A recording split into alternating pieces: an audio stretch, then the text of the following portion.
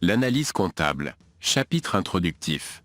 Après avoir élaboré les états de synthèse comptable, le bilan, le CPC, l'ESG, etc., une analyse de ces documents permet d'appréhender une entreprise au travers de son information comptable ainsi que ses états financiers, aussi d'évaluer la santé d'une entreprise, notamment en termes de rentabilité et de solvabilité. Au-delà d'une simple analyse comptable, elle doit pouvoir refléter la situation financière et la performance de celle-ci. Ce processus consiste en une analyse des informations comptables telles que les états financiers ou autres documents comptables. On peut définir l'analyse comptable comme une méthode de compréhension de l'entreprise à travers ses états comptables. C'est une méthode qui a pour objet de porter un jugement global et argumenté sur le niveau de performance de l'entreprise et sur sa situation financière. Alors, qu'est-ce que l'analyse comptable ?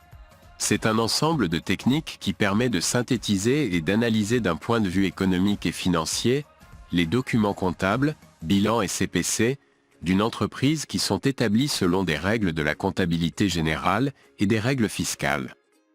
La démarche de l'analyse comptable repose sur les étapes suivantes. La collecte des informations. C'est la phase des enregistrements et des constatations comptables. Écriture et régularisation. Cette étape vise à regrouper et à analyser les flux d'une entreprise en vue d'évaluer ses états de synthèse qui sont normalement le bilan, le compte produit-charge, état solde de gestion, etc. Les redressements. Les états comptables ne sont pas adaptés à l'analyse comptable ou financier. Pour pouvoir procéder à une analyse comptable cohérente, il est nécessaire de procéder à certains redressements et corrections afin de dégager des grandes masses et obtenir une image réelle sur la situation de l'entreprise. Dans cette étape, on va élaborer des nouveaux documents cohérents à l'analyse tels que le bilan fonctionnel, le bilan financier, les comptes de résultats, etc. La mise en œuvre des outils nécessaires.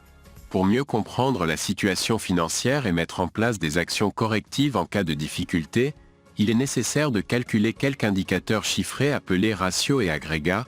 Ces indicateurs nous permettent de se situer sur la bonne gestion financière et suivi de notre entreprise. Ces indicateurs sont exprimés en coefficients, en pourcentage ou en indices. Leur but est d'obtenir des données précises sur certains aspects d'une entreprise tels que la structure de ses coûts, son rendement, ses liquidités, sa productivité, etc. Le synthèse des résultats. Le suivi et l'interprétation des indicateurs devraient faire partie d'une évaluation continue de la situation financière afin qu'on puisse continuellement prendre des décisions éclairées. Pourquoi l'analyse comptable ?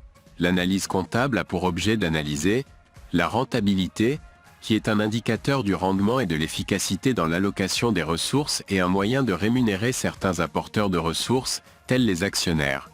La solvabilité, qui représente l'aptitude de l'entreprise à assurer durablement le paiement de ses dettes exigibles.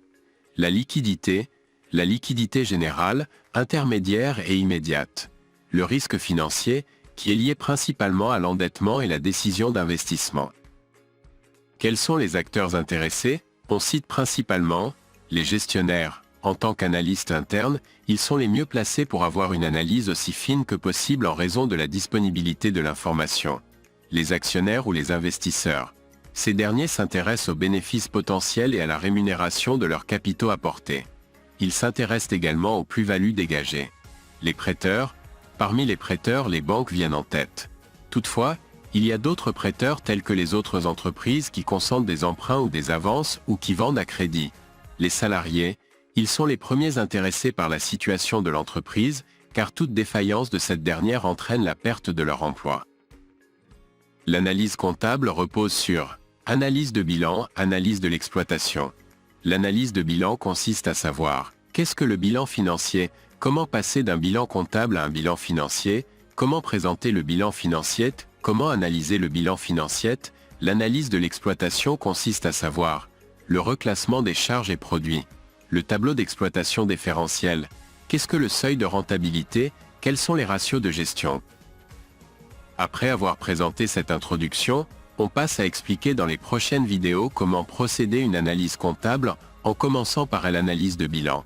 Pour cela, deux concepts fondamentaux à savoir seront expliqués dans la vidéo suivante. La liquidité et l'exigibilité. N'hésitez pas à nous suivre.